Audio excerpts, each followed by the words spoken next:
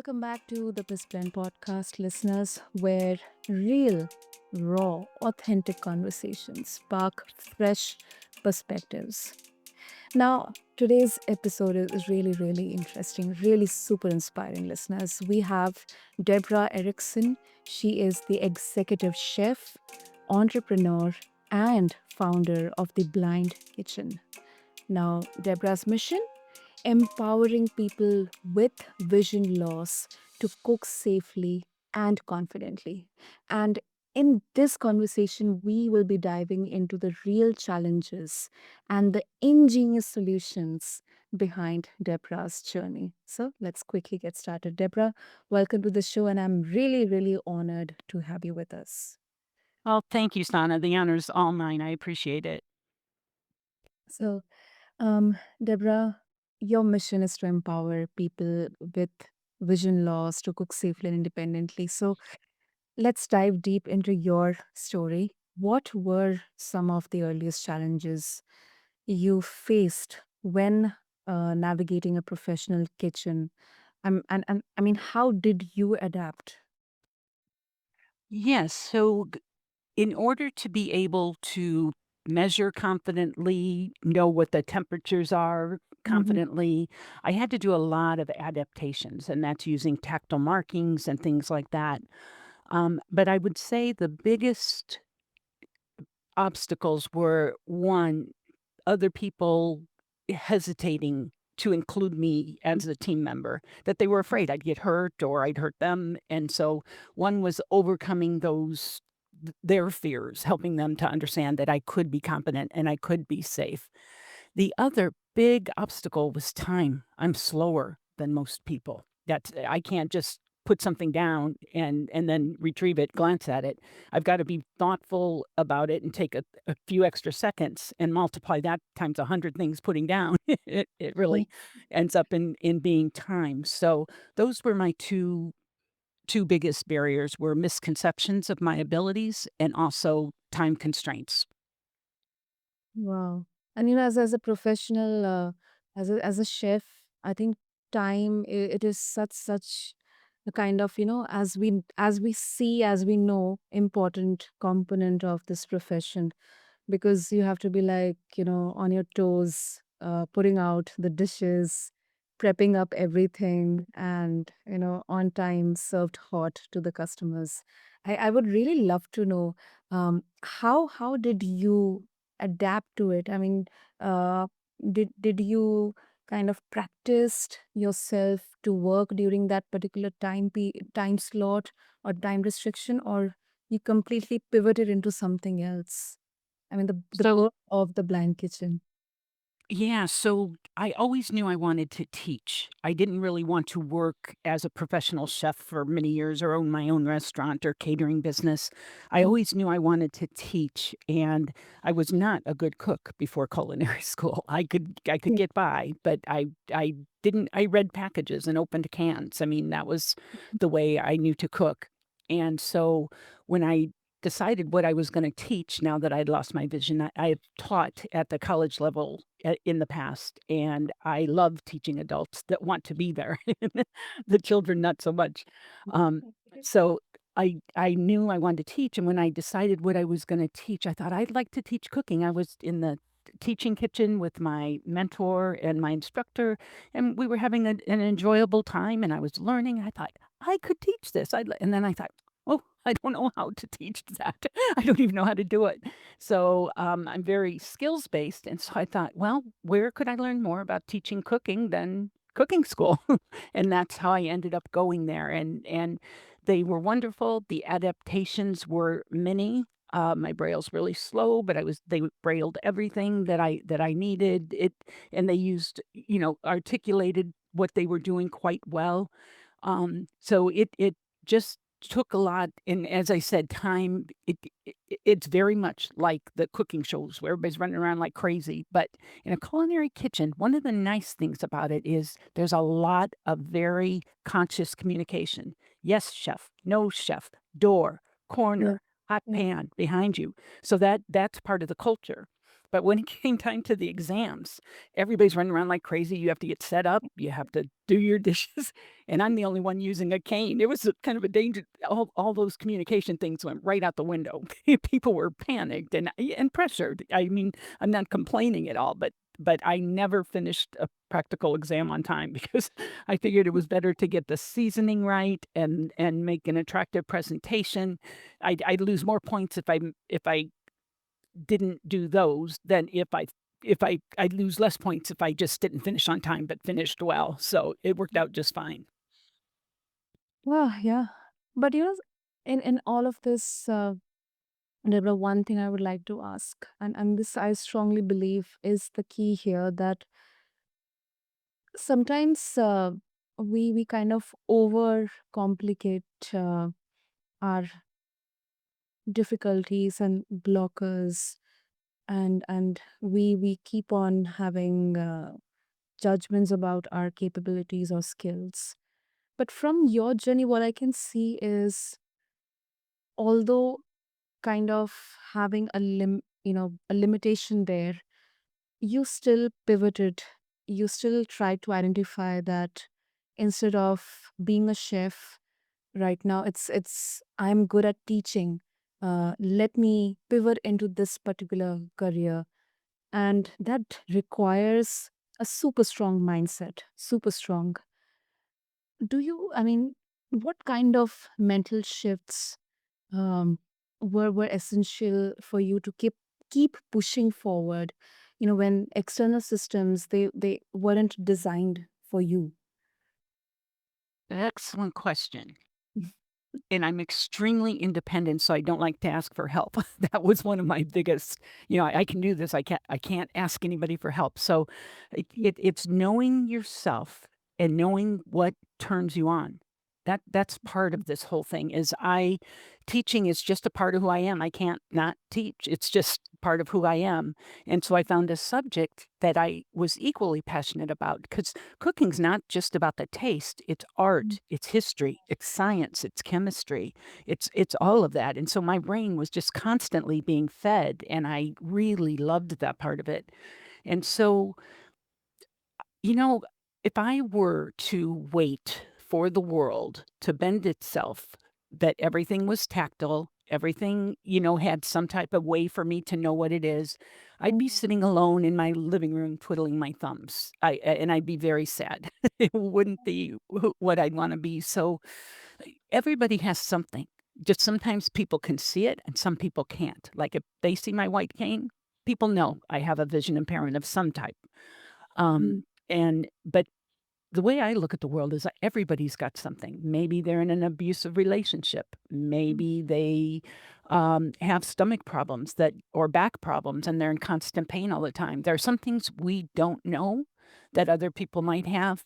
Mine just happens to be quite visible to people that can see, but it's no different. It's just a different challenge that other people have. right. True. That is so, so true.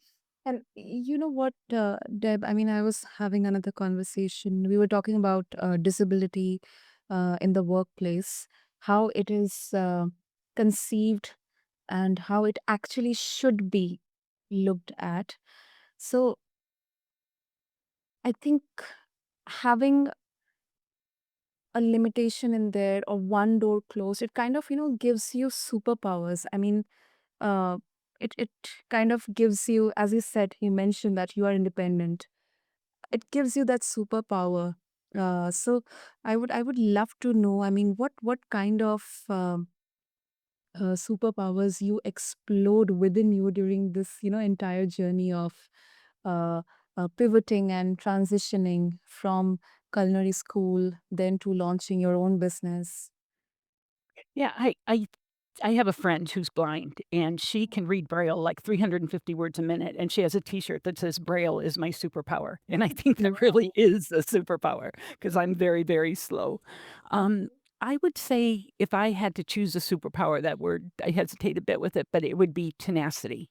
That I just don't give up. I mean, some days I don't wanna get out of bed, some days it culinary school's hard and it's very physical and mental, and I just say, "Do one thing." That's what I do when I'm running my business. I've got 19 orders that my husband and I have to fill to ship out the culinary tools. I just say, "Just do one." And then you get into the rhythm. Then Yes. what is Yes. that? Motion. Once you get into motion, you can continue to stay in motion. But you for me, it's just having that mental conversation with myself and just say, "Just do one thing. You don't have to do any more."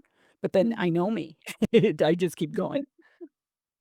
Wow, I really admire the clarity you have, because um, not very much interesting, but in my own journey, I have had a huge, big moment, in at my level of pivoting.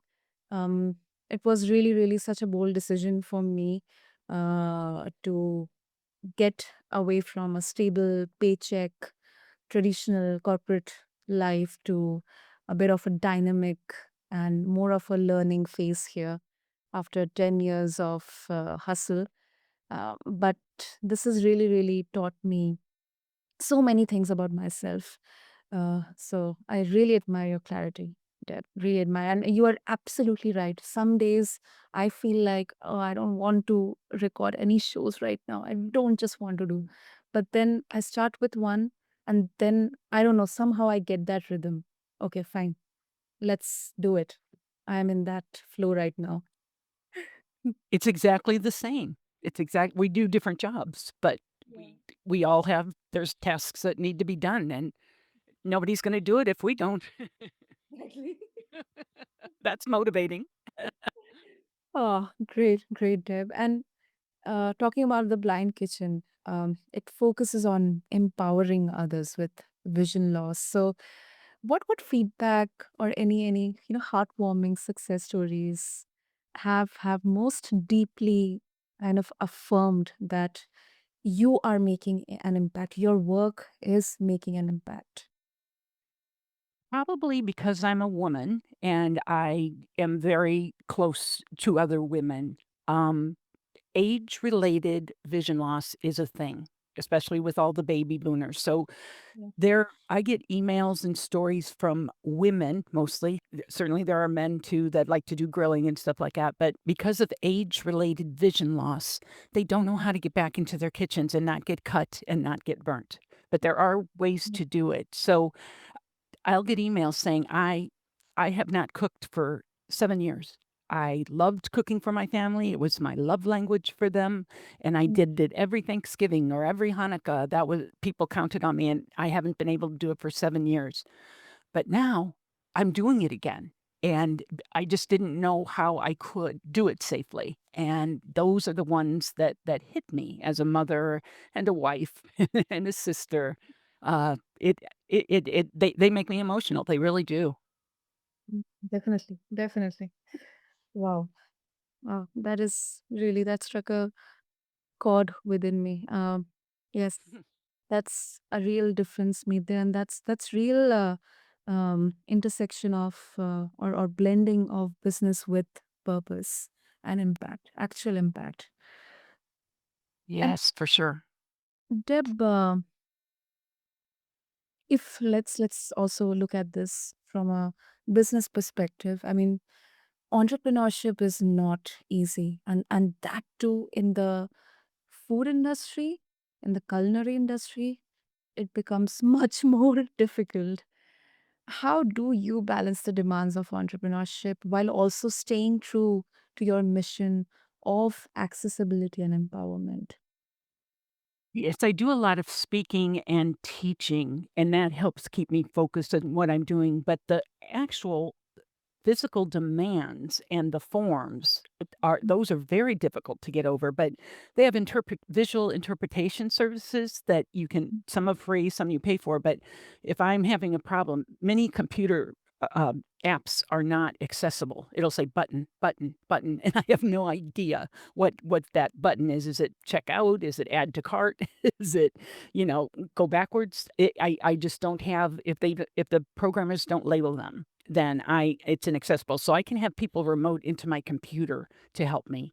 So part of being a successful entrepreneur has been learning how to access the resources to accomplish tasks that I am finding very difficult or too time consuming.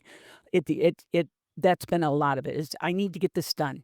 What's the best way to do it? Start problem solving. And that's what the blind kitchen is. I solved problems with cooking. And some of them were my solutions. Some of them were solutions I found other places on podcasts, on websites, in books. There YouTube, there's a lot of different ways that I learned this stuff and then organized it for the blind kitchen and found tools that were more accessible to us, that were safer for us to use.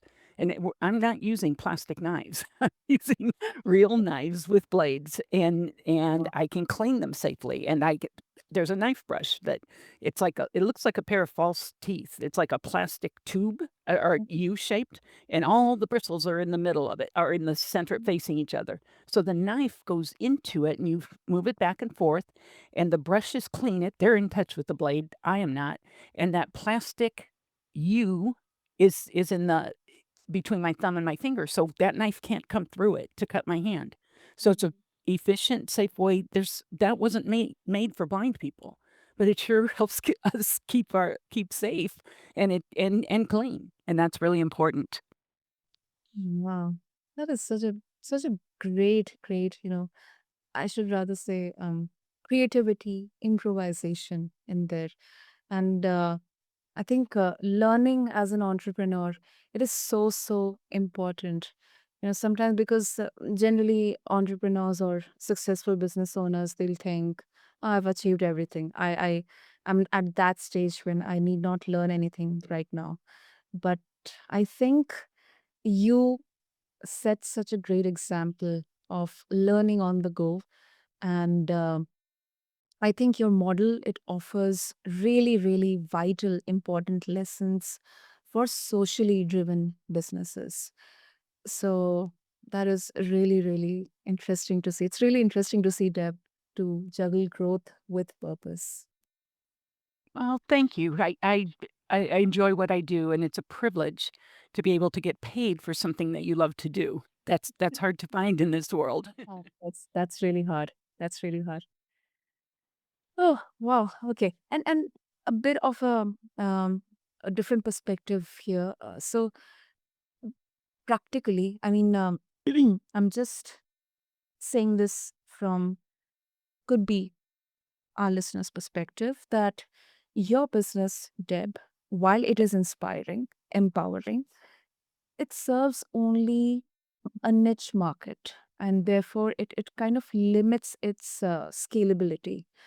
What's your response to the idea that niche businesses, they can't achieve big impact?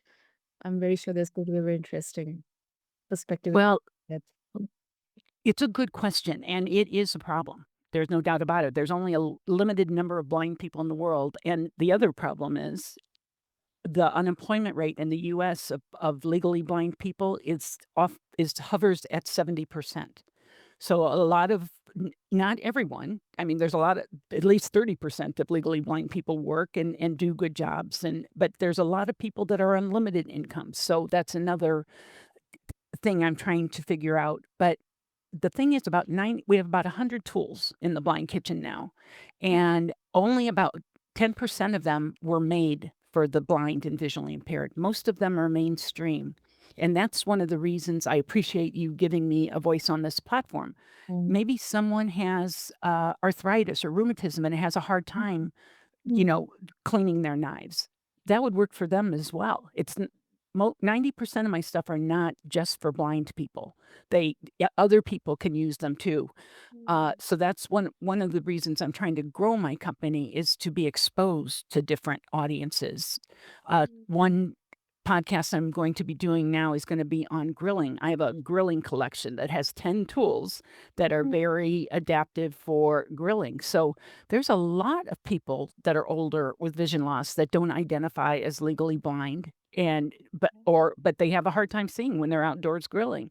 I'm thinking these tools could be very helpful for other people that don't identify as blind or visually impaired, but people outdoors grilling when it's dark, that can be hard for some people that have some level of night vision loss. yeah. Wow. Wow. Oh, that is really, really inspiring once again. And it's really, really such an intelligent and I think mindful take on this because you know at an Uber level, any investor or any other business person will simply say that, oh, it's a very niche market that you're catering to. So I don't see any kind of scalability in there. But if we go deep into this, I think because the problems are valid, the concerns are valid, there is a huge, white space that we call like white space to make an impact with. So I'm really, really bullish about this, Deb. And before we wrap up, if our listeners would like to explore more about the Blind Kitchen and also connect with you to learn from you, what's the best way to do that? Okay, if you go to theblindkitchen.com, we have recipes that are written in a very vision-friendly way that they not only are the amounts of ingredients in the listing, but also in the instructions. So you don't have to keep navigating back and forth to find out how many eggs. It also has the adaptive tools. It's very screen reader friendly.